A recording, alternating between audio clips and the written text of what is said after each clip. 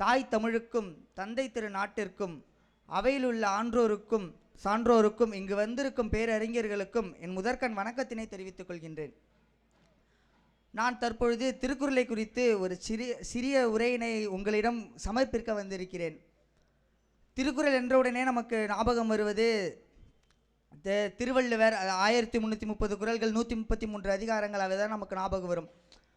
திருக்குறள் என்பது ஒரு சிறந்த அறநூல், அது நம் வாழ்க்கைக்கு மிகவும் பயனுள்ளதாக உள்ளது. ஆனால் திருவள்ளுவர் திருக்குறளை எழுதும்போது சில யுக்திகளை கையாண்டே அந்த திருக்குறளை எழுதியிருக்கின்றார். உதாரணமாக நாம் சொல்ல வேண்டுமானால், கற்க கசடர கற்பவை கற்றபின் நிற்க அதற்கு தக. இந்த குறள் சிறிய வயது குழந்தையிலிருந்து பெரியவர்கள் வரைக்கும் அனைவரும் அறிந்த குறள். இதிலே ஒரு யுக்தியை திருவள்ளுவர் பயன்படுத்தி இருக்கின்றார். அது என்னவென்றால், இந்த குறளிலே துணைக்காலே வராது. கற்க கசடர கற்பவை கற்றபின் நிற்க அதற்கு தக. இந்த குறளிலே துணைக்காலே வராது.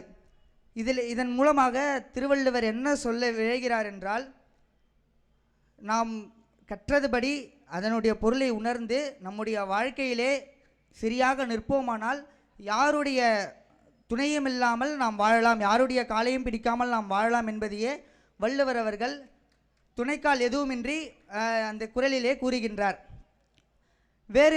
வேறொரு குறளிலே பார்த்தால், யாகாவர் ஆயினும் நாக்காக்க காவாக்கால் சோகாப்பர் சொல்லிழுக்கப்பட்டு. இந்த குறளிலே மொத்தம் 13 துணைக்கால்கள் இருக்கும். திருக்குறளிலே அதிகமாக துணைக்கால்களை கொண்ட திருக்குறள் இதுதான். இதன் மூலமாக வள்ளுவர் என்ன சொல்ல விழைகிறார் என்றால், நாம் எந்த உறுப்பை அடக்கவில்லை என்றாலும் நாவையாவது காக்க வேண்டும். அந்த நாவை நாம் காக்காவிட்டால் பலருடைய உதவியை நாம் பெற நேரிடும் என்பதனையே அதிகமான துணைக்கால்களை வைத்து அவர் கூறியிருக்கின்றார். வாய்ப்பளித்தமைக்கு நன்றி கூறி விடைபெறுகிறேன். நன்றி, வணக்கம். மேடைக்கு வருகை தந்திருக்கக்கூடிய மாண்பமை முதல்வர் அவர்களையும் சட்டப்பேரவை தலைவர் அவர்களையும் அன்போடு வரவேற்று மகிழ்கிறோம். அதேபோன்று உலக தமிழ்ச்சங்கத்தின் தலைவர் ஐயா சந்தோஷம் அவர்களையும் புதுவை தமிழ்ச்சங்கம் வரவேற்று மகிழ்கிறது. மாண்புமிகு அமைச்சர்கள் ஐயா எம்ஓஹெச்எஃப் ஷாஜகான் ஐயா அவர்களையும் அதேபோன்று ஐயா கல்வி அமைச்சர் கமலக்கண்ணன் ஐயா அவர்களையும் அன்போடு மேடைக்கு அழைக்கிறோம். புதுவை தமிழ்ச்சங்கத்துக்கு எப்போதும் தூணாக விளங்கி கொண்டிருக்கக்கூடிய இளைஞர்களின் எழுச்சி நாயகன் ஐயா அரசு கொறடா அனந்தராமன் அவர்களையும் அன்போடு மேடைக்கு அழைக்கிறோம்.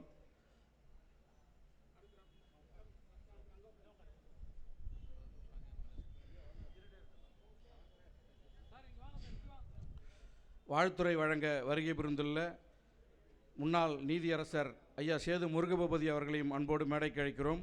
அதேபோன்று அனைத்து கட்சி தலைவர்களும் அழைப்பதிலே இடம்பெற்றிருக்கிறார்கள். ஐயா இந்திய கம்யூனிஸ்ட் கட்சியின் மாநில செயலாளர் சலீம், மார்க்சிஸ்ட் கம்யூனிஸ்ட் கட்சியின் மாநில செயலாளர் ராஜாங்கம், விடுதலை சிறுத்தைகள் கட்சியின் முதன்மைச் செயலாளர் தேவப்பொழிலன், பாட்டாளி மக்கள் கட்சியின் தனராஜ், மக்கள் நீதி மைய தலைவர் ஐயா சுப்பிரமணியன், திராவிட கழக தலைவர் மாண்புமிகு சிவ வீரமணி அவர்கள், புதுவை தமிழ்ச்சங்கத்தின் முன்னாள் தலைவர் தமிழ்மாமணி சீனு ராமச்சந்திரன் அவர்கள், புதுவை திருக்குறள் மன்றத்தின் துணைத் தலைவர் கலைமாமணி சுந்தர லட்சுமி நாராயணன் அவர்கள், தமிழ்மாமணி மணிமேகலை குப்புசாமி பாவேந்திரன் பெயர்த்தி அவர்களையும் மேடைக்கு அழைக்கிறோம். அதேபோன்று சிறப்பு விருந்தினர்களாக அயலக தமிழர்கள் வருகை புரிந்திருக்கிறார்கள். குறிப்பாக ஆஸ்திரேலியா தமிழ் வர்த்தக சபையினுடைய தலைவர் திருவேங்கடம் ஆறுமுகம் அவர்களையும், குவைத்திலிருந்து வருகை புரிந்துள்ள இந்துமதி பக்கிரிசாமி அவர்களையும், அமெரிக்காவிலிருந்து வருகை புரிந்துள்ள தமிழ் மன்றம் நரசிம்மன் ஐயா அவர்களையும், எழுத்தாளர் மலேசியாவிலிருந்து வருகை புரிந்துள்ள கருணாநிதி அவர்களையும் வரவேற்று மகிழ்கிறோம். நிகழ்ச்சியின் தொடக்கமாக தமிழ்த்தாய் வாழ்த்து இசைக்க நீனா தேவி அவர்களை அழைக்கிறோம்.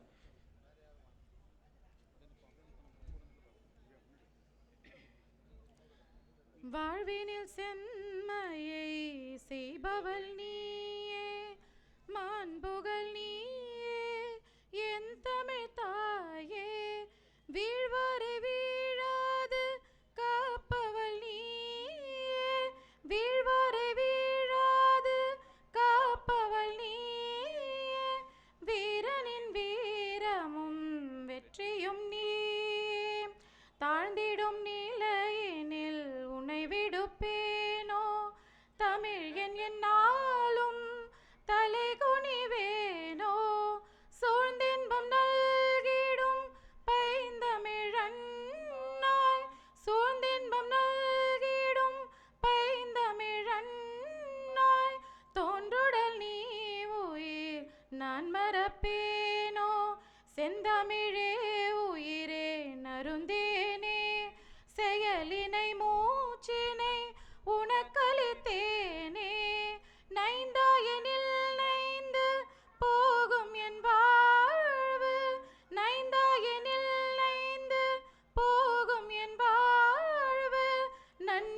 உனக்கெனில் எனக்கும் தானே. முந்தைய நாளினில் அறிவுமில்லாது மொய்த்தனன் மனிதராம் புது புனல் மீது செந்தாமரை காடு பூத்தது போலே. செந்தாமரை காடு பூத்தது போலே செழித்த என் தமிழே ஒளியே வாழி. செழித்த என் தமிழே ஒளியே வாழி. ஒளியே வாழி. ஒளியே வாழி. மிக இனிமையாக மொழி வாழ்த்து இசைத்த நீனாதேவி அவர்களுக்கு தமிழ்ச் சங்கம் சார்பில் பாராட்டுக்கள். விழாவுக்கு வருகை புரிந்திருக்கக்கூடிய மாண்புமிகு அமைச்சர் ஐயா நமச்சிவாயம் அவர்களையும் மாண்புமிகு ஐயா கந்தசாமி அவர்களையும் விழாக்குழு சார்பாக அன்போடு வரவேற்கிறோம். முறையாக வரவேற்புரை வழங்க, மிக சுருக்கமான வரவேற்புரை வழங்க நமது தமிழ்ச்சங்கத்தின் செயலர் பொறிஞர் பாலசுப்ரமணியம் அவர்களை அன்போடு அழைக்கிறோம்.